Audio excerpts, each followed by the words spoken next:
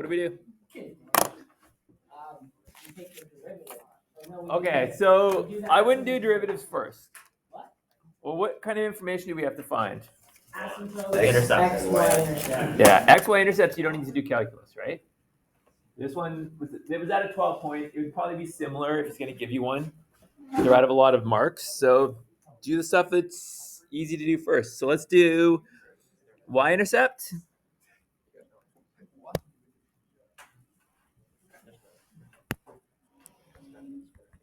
Y-intercept, that's when x is 0. So if I put x is equal to 0 in there, what do I get?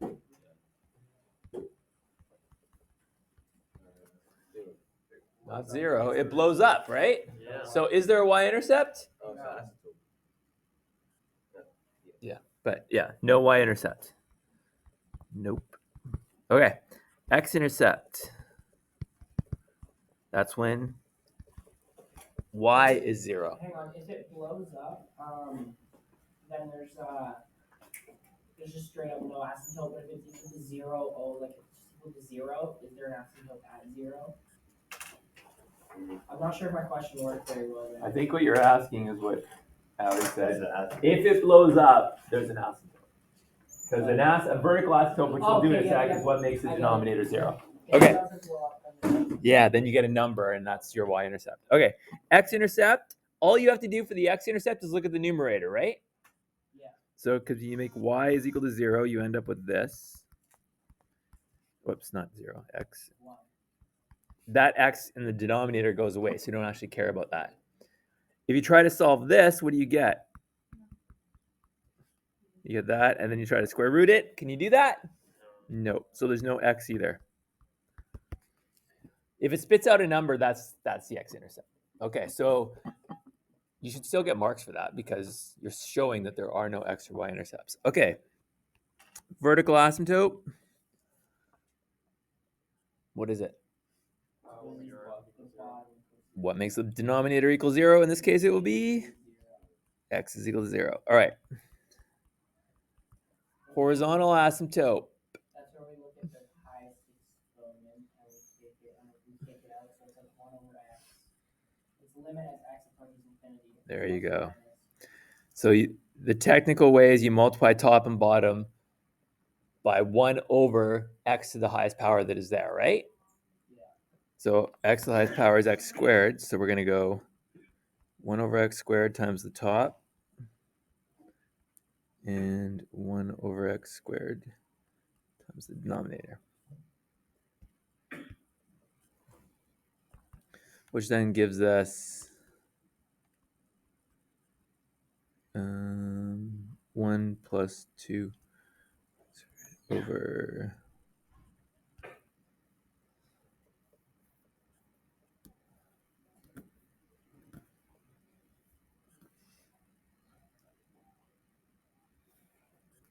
what happens if you do this? So that goes to 0. That goes to 0. You end up with 1 over 0, which is infinity, which means there is no horizontal asymptote, right? Therefore, no HA. So what does that mean? No horizontal asymptote. If you go over Slant. You've got a slant asymptote. Oh, yeah, because that's when there's one higher degree. Yeah, when the numerator is 1 degree higher than the denominator, you have a slant. How do you find the slant? You do the long division thing. Yes. Or you can do synthetic. Yeah, that's what I mean, synthetic. Okay. This one in particular, though, look, it's a single denominator. Thank you. So you could write it like this.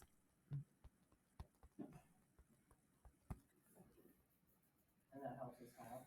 Well, watch. That becomes x plus 2 over x, okay? Yeah. So I'll just write it down here. Slant asymptote. Again, it's still, you're looking at things as the limit as x goes to infinity, all right? Positive or negative infinity of x plus 2 over x. What happens to the 2 over x? That's going to go to 0, right? So what are you left with? X, infinity, That is your slant asymptote. infinity.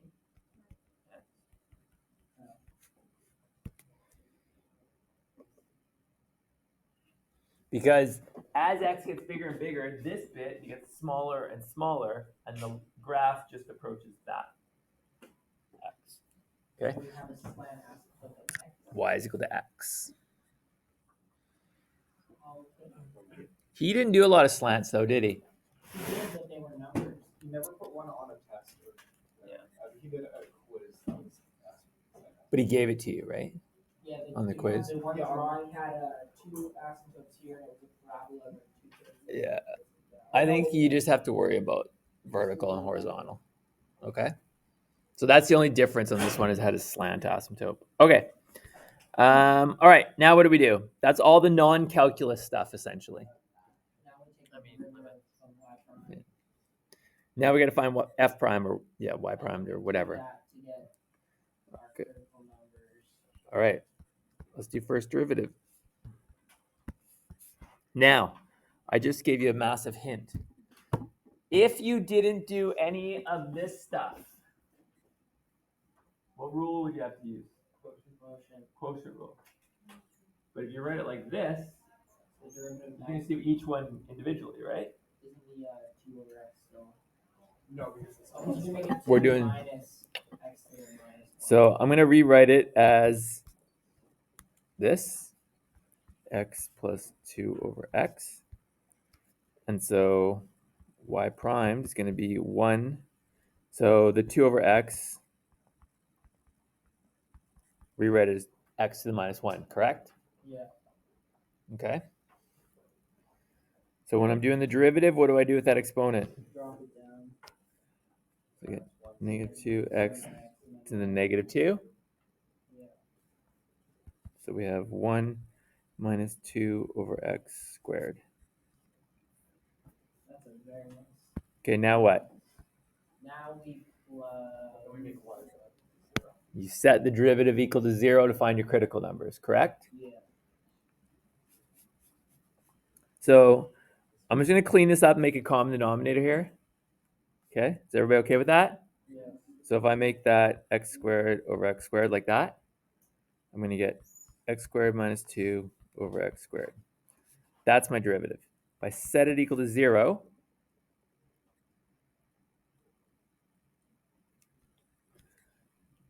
we just look at the numerators, correct? Yeah. Can't use any root 2. But if you did it with the first one, you just multiply the x squared over it to 0, and then be 1 minus 2, and that's not. Right? Hmm? If you have 1 minus 2 over x Yeah. squared, and you set it to 0, then you can multiply the x squared over, get rid of it, and then you're going to have minus 1. No, you do this. I'd move this over here. Oh, So you do it that way. Yeah. All right. So we got x is equal to plus minus root 2. Everybody good with that? Yeah. Yes? Are we? Everybody? Hello? Okay. Now we got to do the second derivative. We'll do that in orange. I know. Okay. Again, we can use this to find our second derivative. The one I circled in orange. 1 minus negative 2x to negative 2. What's the derivative of 1? 0. So that goes away. Drop down the negative 2. I get 4x to the negative 3 is equal to y double primed.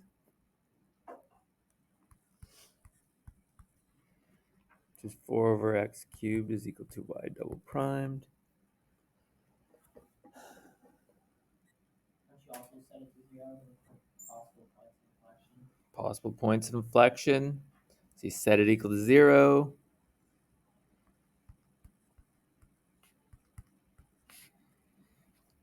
What happens if I multiply the x cubed up? Says 0 is equal to 4.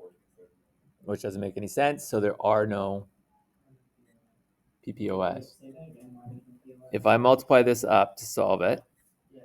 You multiply x into 0, so it goes away. you end up with 4 is equal to 0. And that makes no sense. It doesn't even make sense.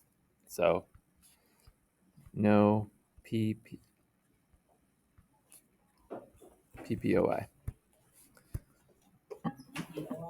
Possible points of inflection. Does that make sense to everybody? Yeah. We're good? Okay. So now we got it. Now everybody does it differently. I don't know how you do it. I'm going to do my little line thing. He does the big table. Does he care? No. Okay. So I do this. I put my first derivative on the top. And the critical points are plus minus root 2, but what else do you have to include? The vertical asymptote, right? So 0, root 2, negative root 2. Okay. The bottom is the second derivative. Normally there would be numbers, but in this case there isn't. F double prime, so I don't have to put any of those on the sheet. Does everybody agree with that? Yeah. We're all good? Yeah. Okay. So we have to test all the intervals, right? Are you ready? Pardon? Are you ready? I just have one question. The stuff that I've written down here, is that roughly? I messed it up. You have to plug it into. You have to plug it into the second derivative because there's an asymptote there. So you just have to check each side of the asymptote. That's why when I do it, I include asymptotes as possible points of inflection or critical points. But we're not going to talk about that more. We have a disagreement.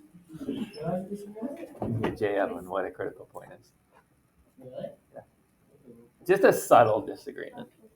He accounts for it in a different way than I do. All right.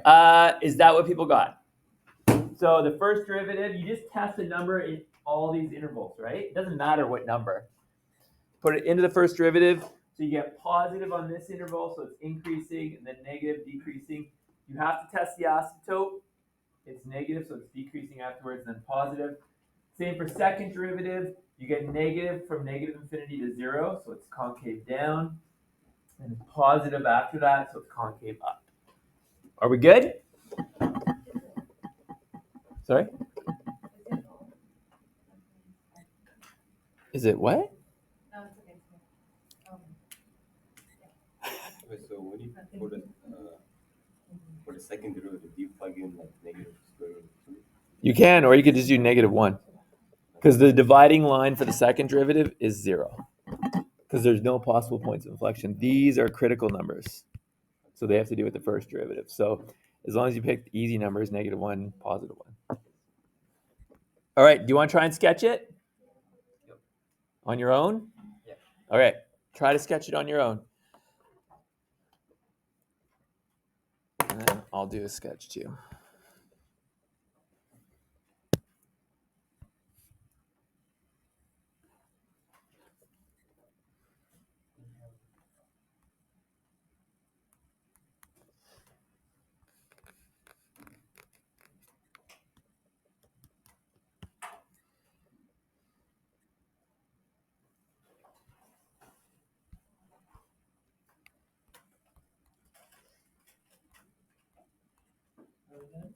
Sketching the graph.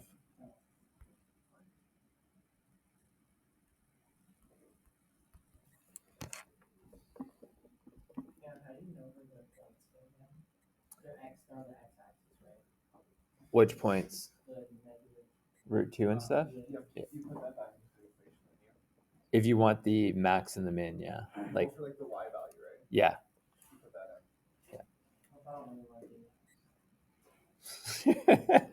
I can't make you do that.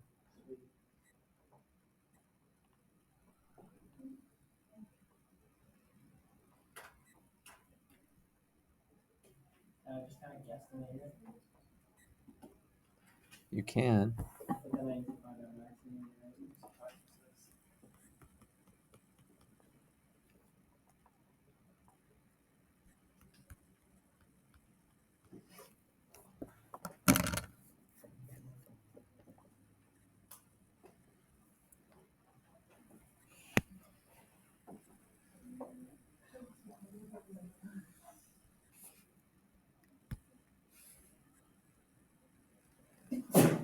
Bless you. Welcome.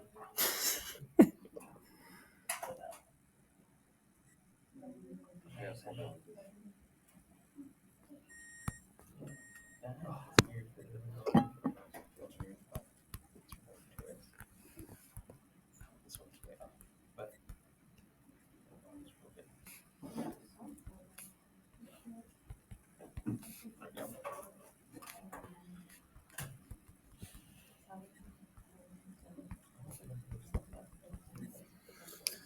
Are we ready?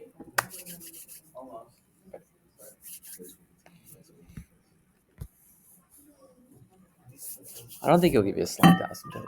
Yeah, I think it'll be vertical. Because if there's a slant, I'm just gonna think of synthetic division, and then I'm like, for this one, what would we do? Synthetic? Yeah. You go. It's yeah, this one's kind of weird because it's 0, right? On the outside there. Let's see if it works. Why is it 0 on the outside? Because it's your A value, which is on the bottom. You just have X. Usually it's like X minus 1, so your A value would be 1. Oh. So it's gonna be 1, 0, 1. Yeah, I have. I'm just kind of doing it to make sure it works.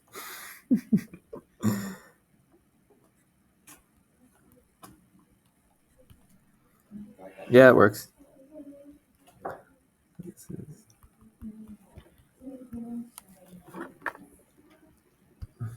Okay, I'll show you the graph and I'll show you synthetic. Are you ready for the graph? Yeah. Is that it? And if you want the maxes and the mins, because they occur where you change from increasing to decreasing, so I put f of root 2 into the original equation. You'll get 1.41. Put the min is there. You get negative 1.41. So that's the y values there. There's the sketch of the graph. Oh shit, there's an asymptote. Yep. You got to mark the asymptotes. Somebody was asking me for slants. Remember, like we did it this way where we expanded it, but in class we did it with synthetic division. Remember synthetic division or long division? Synthetic division, if you do it, because you use the denominator, it's always like, was it x plus 2 over x? That's the same as x minus 0, right? So the number, the a value that goes in front, in this case, is 0. And if you do synthetic, and you have to add a 0 in here for the missing term, so you get 1 here, which means that is your xy, so that is your slant asymptote. What is the remainder? Sorry? The remainder. The remainder is irrelevant, because the remainder is, because you write it as d over q. What do we write? No, that's what we did, not 12. QR. Well, you just write it as. You write it the way we wrote it. plus R and then D plus R over Q. That's it. That's the way you write it. And so that's, in this case, it works out. There's your divisor, there's your remainder, and your quotient is that. Or quotient, sorry, is that. Divisor. I don't know. I can't remember. D plus Q plus R over D. Q plus R over D is how you write it. Because the quotient, remainder over divisor, x plus 2. Yeah, that's how you get it. You get the same thing. Okay, what was the next thing we have to do? Exponential growth, no. Non-removable and removable. Is that what you wanted? Does anybody remember that stuff? Okay. It has to do with limits. It's like when you can't. It's like when you can't manipulate the equation. That's exactly it. So let's go. Actually, I have a. Did we do that yesterday? Did you do it yesterday? Yeah, we did a bit of that. We didn't do that. We did limits. We We didn't did do it with the other class. But he did do a bit of Okay, let's. This is from. So this is May of 2016. Oh, let's do that yesterday. Okay. Let's just go through this limits question. This is in the classroom. Okay.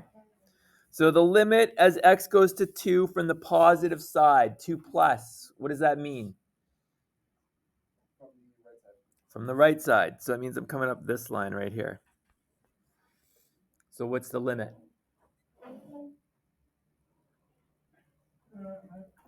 It's 3, right?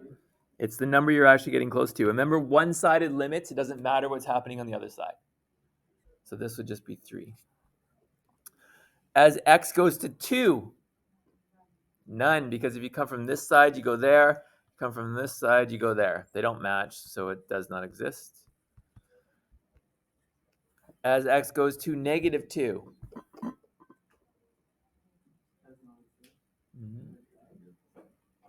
Sorry?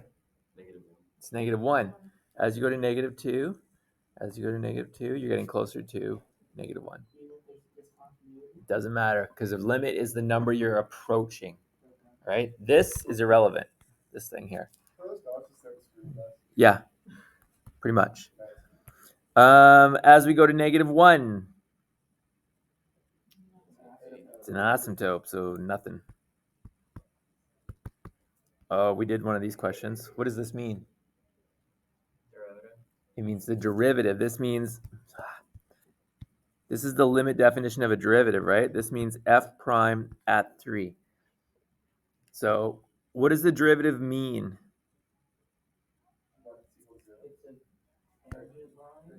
It's the slope of the tangent line. It's the slope. It's the slope, right? So it's the slope at x is equal to 3. Well, it'll have to be on your graph. If they gives you a question like this, it's either going to have to be a straight line where you can do rise over run. So in this case, it'd be down 1 over 1. So that is slope of negative 1. Because you went down. And you can see if it's sloping that way, that's down. Think of it as downhill. It has to be negative. Okay? Uphill would be like if it was like that. All right. So it either has to be a straight line on a graph. The other thing that sometimes a prof will do is they'll do this. And they'll say that's 3. What's the slope at the top of a peak? Or at the bottom of the peak?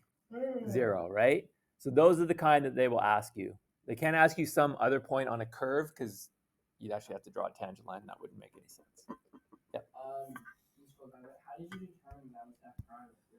Because of this formula, this is the limit. So this is h, but you can write it, I think you guys did it with delta x.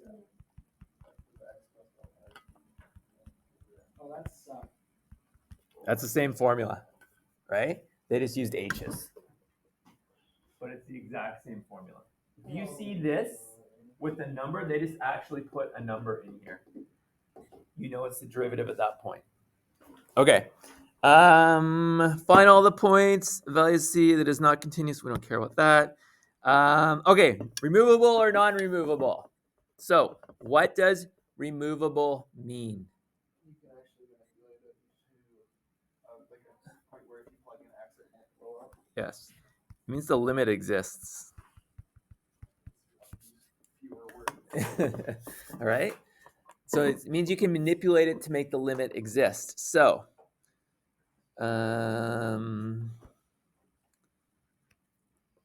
this point, f, this one right here, as we go to negative 2. That graph, f of x, is not continuous at that point. Does everybody agree with that? Because we have a hole. But the limit exists because that's a POD, essentially. So you remember from math 12, I think, is there one on the front page? Yeah, this. If you look at this on the very front page, if I asked you to solve that limit, what would you do? You would factor, right? So you're going to get x minus 3 over x minus 3, x plus 2. Now, this x cannot equal 3 and negative 2. It has discontinuities. But the 3's cross out. That's a removable discontinuity. That makes sense? So that part is removable. Therefore, the limit as x goes to 3 exists. It's 1 over 5. Because I plug it in 3. The limit, this is a non-removable discontinuity. Because I cannot cancel that. You mean negative 2? Yeah. Because I'm left with, once you cross those out, I'm left with this, right? There's no way I can get rid of that x plus 2. So that's a non-removable. Removable means the limit exists because I can cross something out. Non-removable means you can't do that, essentially. So if you look at this graph, I guess we'll do 3. Where is f is not continuous? So on this graph, what x values is x not or the function not continuous? Well, you just say the number x. 2 and -2. There's one other one. -1 because you got an asymptote. So you would say, x cannot equal, or x equals -2, -1, and 2. Which ones are removable? The -2, right? Because the limit exists at that one. But the limit here and the limit here does not exist. Is that okay? Yeah. We're good? Ready for the next one? What is the next one? Exponential growth and decay. So let's go back to 2019 one. And if you go to, no, is that on this one? Oh, I thought it was on, hang on. Thought I had a question set up for that.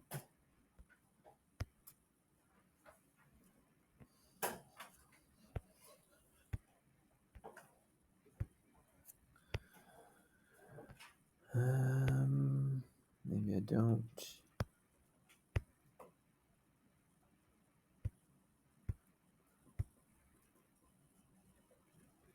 You want exponential?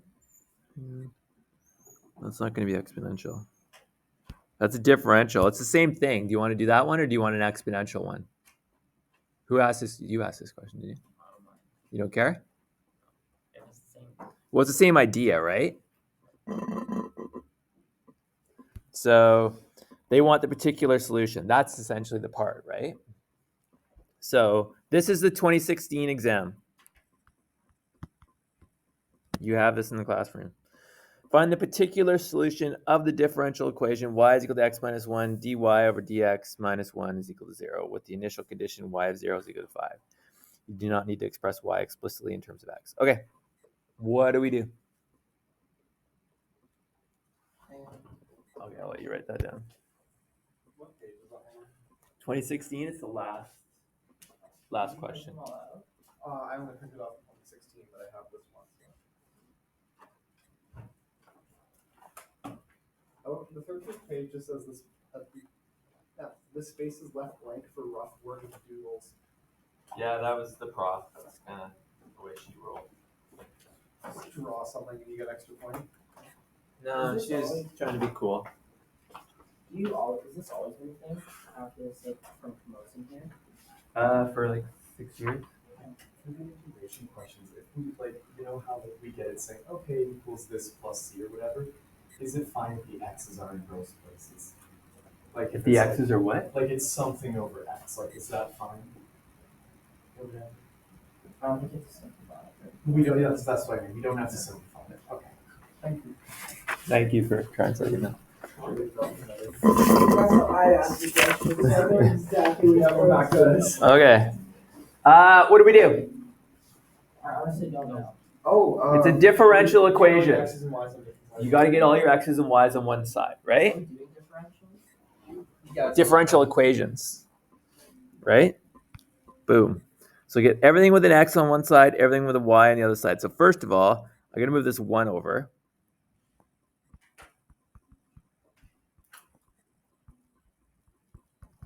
Is equal to 1. Then what? Then you divide the x minus 1 and multiply the dx. Okay. So I get y dy. I multiply the dx up and divide off the x minus 1. 1 over x minus 1 dx.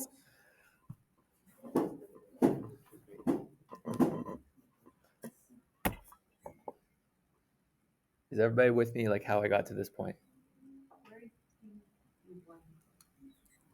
Where did the what, sorry? 1. Yeah, but like the second. This one? Yeah. So I multiplied this dx up, Okay. and then I divided off the x minus 1. You Oh, could write okay, dx okay, over yeah, x yeah, minus yeah, 1 if you wanted. Yeah. Okay? Oh, okay. Yeah. It's chapter 6. It's like the very last stuff he did. I don't think you were here. I thought this was exponential growth in Japan. Essentially, it's all tied together. Like it's differential equations that lead to that. Okay, now what? I gotta read Integrals. Integrate it.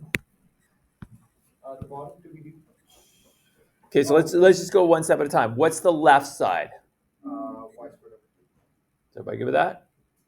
Yes. Y squared over 2. Oh, yeah. Add 1, divide. That's the straightforward stuff. Okay, the right side. Log. 1 over Don't flip it up. 1 over x squared over 2. You can, but it's going to be to the power of -1. And that's not good. So you could do u sub. If you don't see it right away, you're going to do u sub. Okay, so u is equal to x minus 1. What's the derivative of that?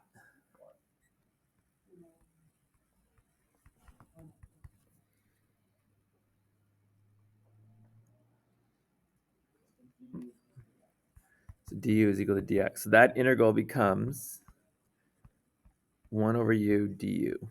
We just did this 2 days ago. What's the integral of 1 over u? Natural log of u. It's the natural log, but he says ln. I don't.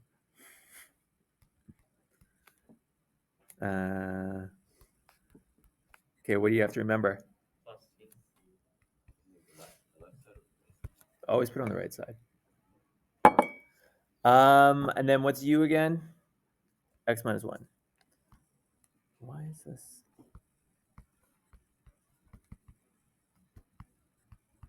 X minus 1 plus c. Okay. This is the general solution, right?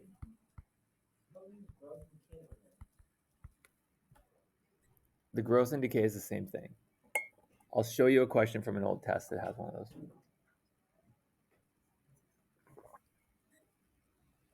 What time does this class end? 108? Okay. How do I find the particular solution?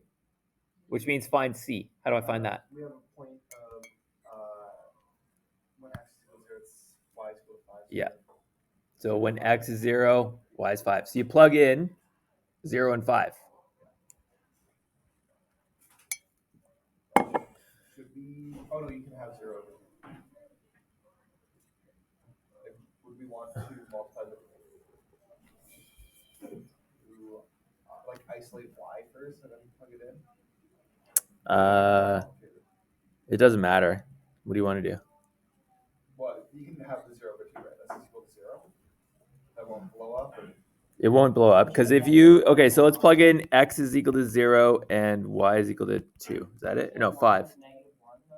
Okay, but watch though. There's a couple ways to think of this. 5. So if I plug in 0 and 5, I get 5 squared over 2. Sorry, I had the points mixed up in my head. I was putting 0 in y. That's okay.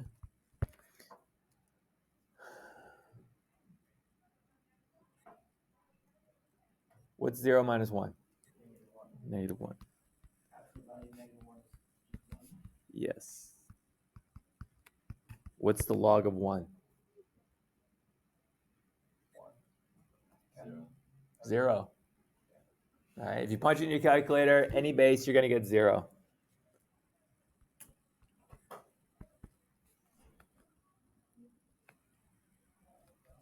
I know it's like a 0. 0 plus c, so 25 over 2 is equal to c. There you go. How you cannot log a negative. Absolute value. Sorry? I don't know what absolute value is. It makes everything positive inside because it's the distance from 0. So if I'd said natural log of -3, that just means log of 3. Where did we come from? When you integrate it, it's always absolute value of u. The integral of 1 over u. This.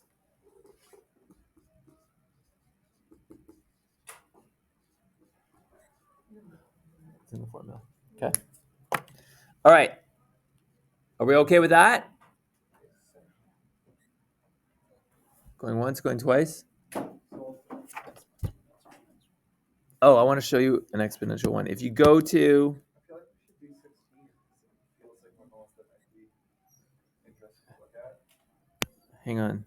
I just want to make sure that.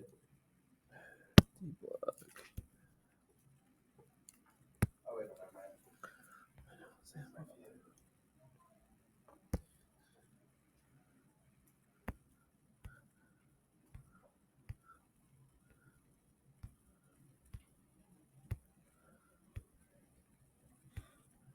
Rates. Okay, so in the 2017 one, Eamon, I guess this is for you. There's an exponential decay one. Okay, with the answer key. All right. So in 2017 exam, if you want an exponential decay in particular, there it is. It's the same idea. Now I have a question. Actually, I'm not sure. You might have to ask him. When he says exponential decay, does he allow you to just write this formula out? Okay. So when you see the words exponential decay, this is the formula. How many formulas are we getting on the exam? I have no idea. He said we get every single one. You get all of them? Yeah. Okay. Y is equal to C e to the kt, and I know he went through the derivation of that. Once you have that, like I said, I think the other day, that's the same formula that you had in Math 12 for those, this thing. The compound interest? Yeah, like that, yeah. B to the t over x, or I don't know what the hell it was. This is the same formula. They just made, this is your constant or your initial amount. And instead of writing it, like we use base 1/2, if it was decay, or if it was doubling, it was 2, that thing. This formula just changes everything to base e. So you can use natural log, that's it. Okay? So it's the same formula. You sub in, so they'll give you information, they'll give you times and how much is left, all right? And you just have to solve for your unknowns, and then you solve for t. But that is 2017 final exam. You can look at that one. That is in the classroom with the key. All right. What's the next thing we're supposed to do? Exponential, related rates. There's got to be a related rate problem in here. Do you want 2019 or do you want this one? I like 2016 Because you have it. Yeah.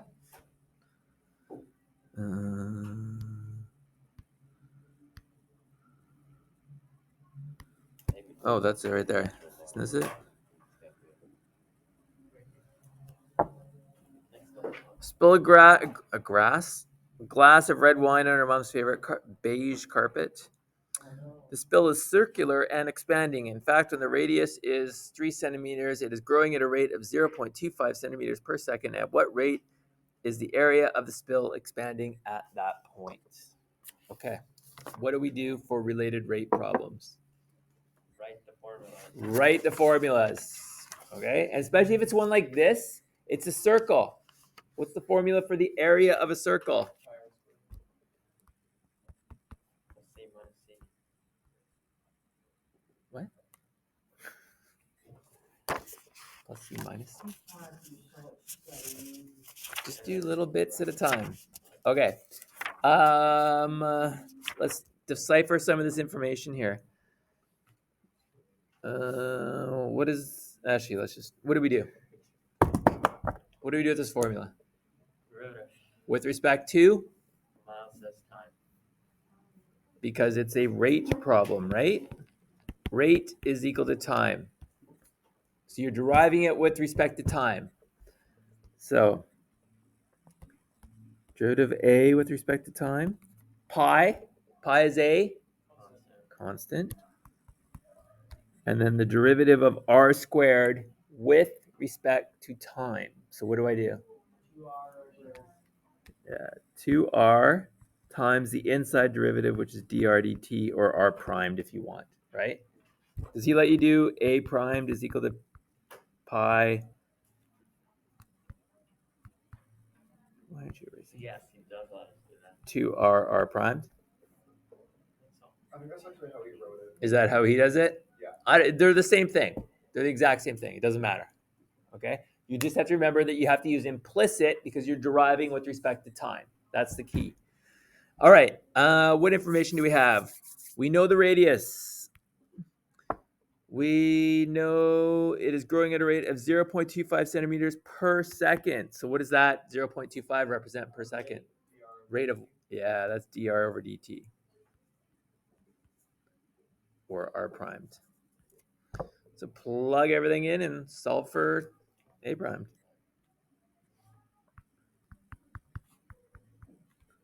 2, the radius is 3 centimeters. And r primed is centimeters per second. And you just multiply that out and you get an answer. I don't know what that is. 6, it's a quarter of 6, 3 over 2. So it's 3 pi over 2? Yeah.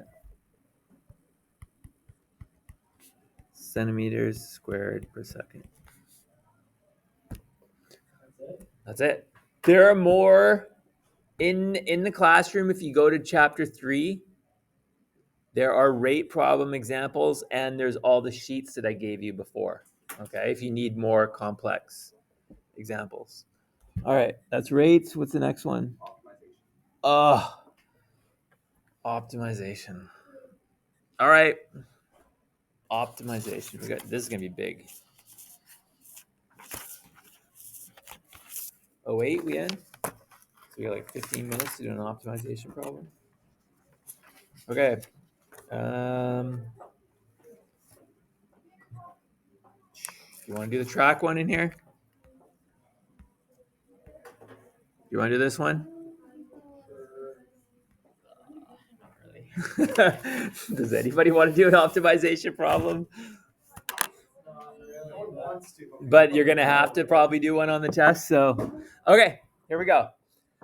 This is from May 2016. Virginia is training for a half marathon in October, decides to build herself a 200-meter running track in the shape of a rectangular region with a semicircle on each end. See the picture below. Find the dimensions that will maximize the area of the rectangular region. Okay. So, does it tell us how much? 200-meter running track. What does 200 meters represent? Area. Nope. Perimeter. Perimeter, right? It's 200 meters all the way around. So the perimeter of this track is equal to 200 meters. And that equals, how do you get the perimeter? X squared. So, well, it's going to be, perimeter is like all the way around, right? So 2y plus, now, these are semicircles. So, exactly. So if you put those two semicircles together, you get a full circle, and you know that that is x, right? Does anybody know what the circumference of a circle is? Pi times diameter, or 2 pi r, same thing. Okay? So circumference is equal to pi times diameter. The diameter is 2r, so 2 pi r. Does that make sense to everybody? Are you kidding me? This is super fun. Who said no? Somebody say no?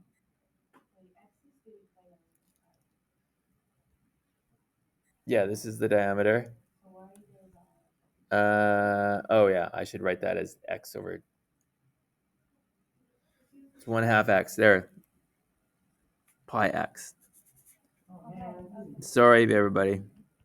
Thank you. I was just writing the formula. You're right. So we should use this the information that they give us. So pi x. Does that make sense to everybody? Okay. So 200 is equal to 2y plus pi x. There is one formula. Now, what are we trying to maximize? Area, trying to maximize this. What's the area of a rectangle? Yeah. Yeah. So the area of that is going to be x times y. Okay. We have two formulas. We have to maximize area. So we got to pull something out of the other one and plug it into that one. It doesn't matter what variable do you want to solve for. X? Probably y. Because then we get negative pi over. Okay, so are we solving for y? I'd probably solve for y. Because if I divide the 2 off them, that's going to become 100. It's going to decrease my numbers. That's just me. It doesn't matter. You can do it in like 2 lines. So I'm going to move the pi x over and then divide by 2.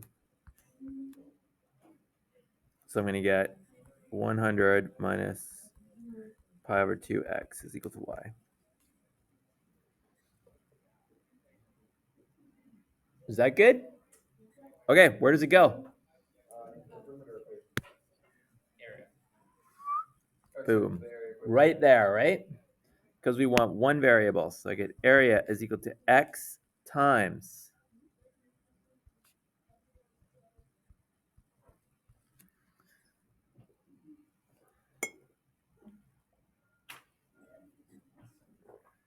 All right. Okay, you could derive it at this point, but you might as well make your life easier. What should you do? Distribute. Dump the x in.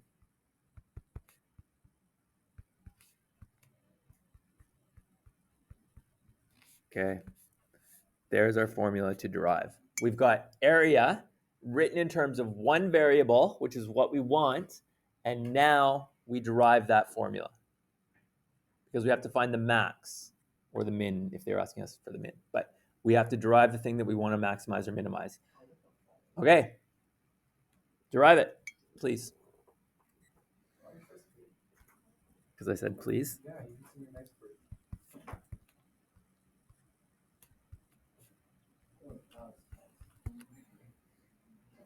Is it 2 pi? No, it's pi x, right? Yeah. Yeah. Okay, there's the derivative. What do you do with the derivative if you want to maximize it? Set it equal to 0. Same thing. Yeah, because maxes and mins have a slope of 0, right? So then you solve for x, and you get 100 over pi.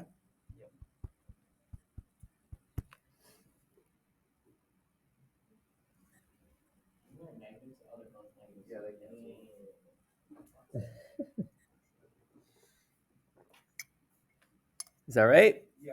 We have to do the second derivative that it's a max. You don't have to do second. You can do first derivative test too. So second is easier when you have a polynomial, which this is, right? If it's a complicated function, second derivative is not easier because doing the second derivative of a complicated function gets more complicated. But most of the stuff you see, you generate a polynomial at this step. So you might as well do second derivative test. I'll do both just to show it. So if you're going to do, to prove that that is the max, if you do first derivative test, you basically take your 100, because that's your critical point, 100 over pi, and you test either side.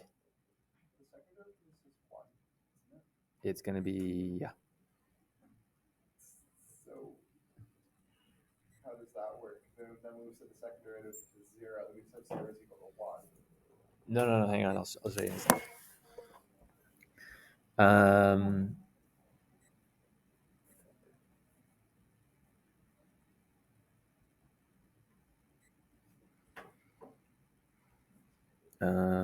What was I going to say? Oh, you test either side. You should see that this is first derivative. You're going to get positive on this side. Like a number smaller than that would be 1. If I put 1 into here, 100 minus pi is positive, right? Yeah. So it's going up. Pick a number that's bigger than that. So you pick 1,000. 100 minus 1,000 pi is negative. So it's going down. You don't have to, because that proves that it's a max, right? It was increasing and decreasing there, it's a max. If you do second derivative test, you have to do the second derivative. The second derivative of this thing here is, second derivative of this is what? It's negative pi. A double prime is equal to negative pi.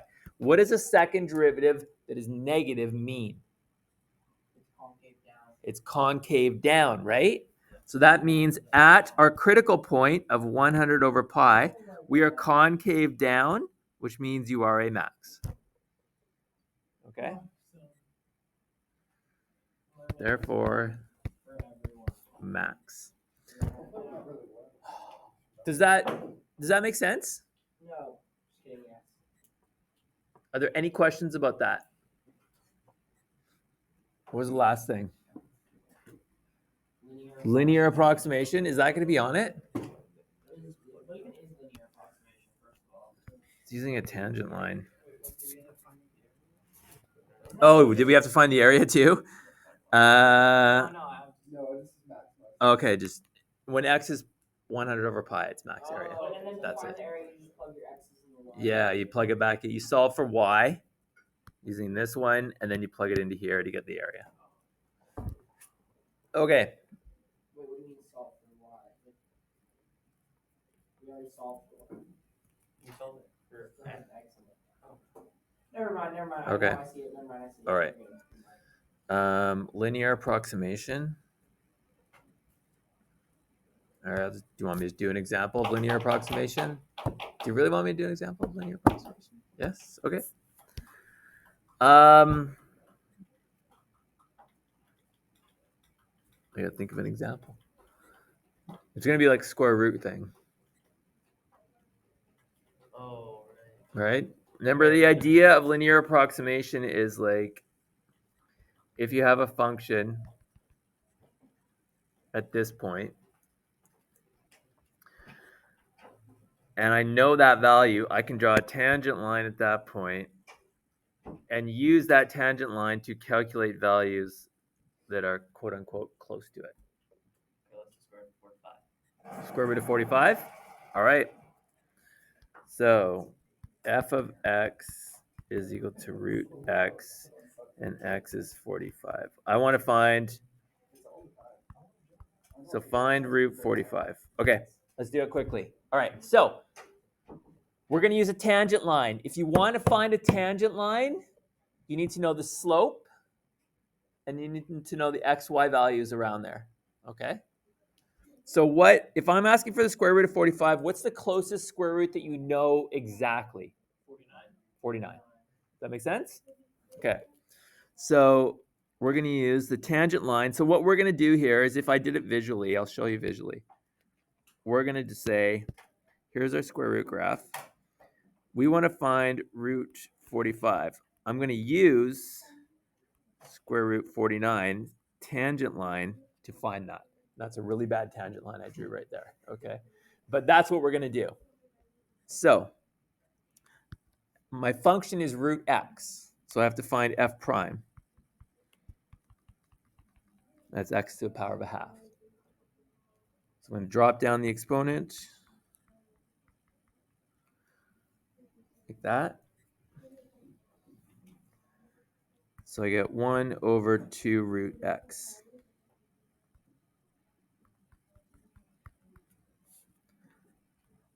So we're using 49, right? Okay, so x is equal to 49. If I put 49 in there, what do I get? 1 over 14. 1 over 14. Does everybody see that? Does everybody agree with that? If I put 49 into here, I get square root of 49 is 7 times 2, so I get 1 over 14. That's my slope.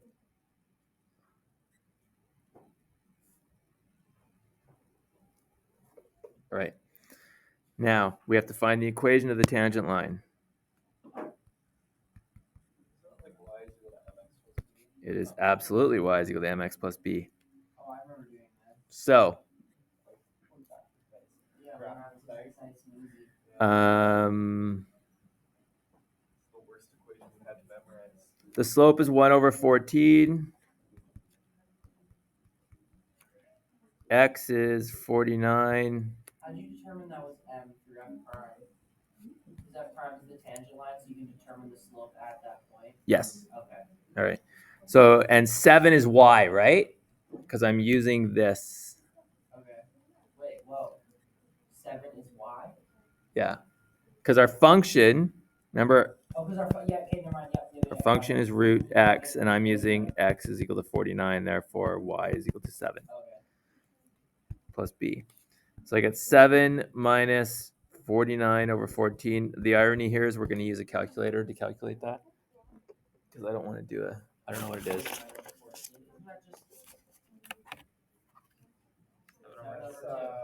What? 3 and 1/2. 7 over 2, is that what it is? No, it's 3.5. We have But that's our b value. That's our b. Yeah, that's what I'm looking for. Yeah, 3 Seven over 7 over 2. Yeah. or 3.5. Okay, b is equal to 7. 7 over 2 or 3.5. There you go. If we get 7 over 2 from 49 over 14, then we subtract 7 from that, it's still 7 over 2. That's cool. Why? Because it's half. All right, anyway. So our tangent line is, what is our tangent line? Where's m? 1 over 14 x plus 7 over 2.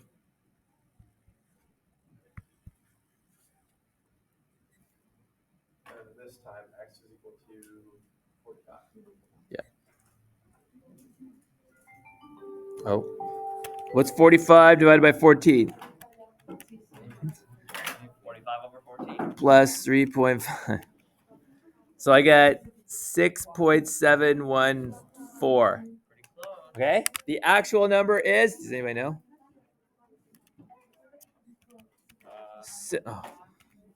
6.708 Not bad. is the actual. Does that make sense? Okay? So whenever someone does the square root and they whip out their calculator, I say, no. No, we'll just do it this way.